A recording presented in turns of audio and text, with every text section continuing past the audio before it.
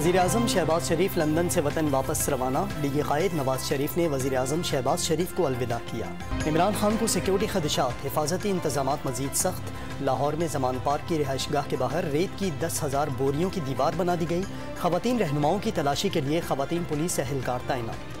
पाकिस्तान में आज भी ताकतवर कानून से बालातर। साबिक वज़ीर-ए-आज़म होने के बावजूद कातिलाना हमले की FIR तक नहीं कटवा सका।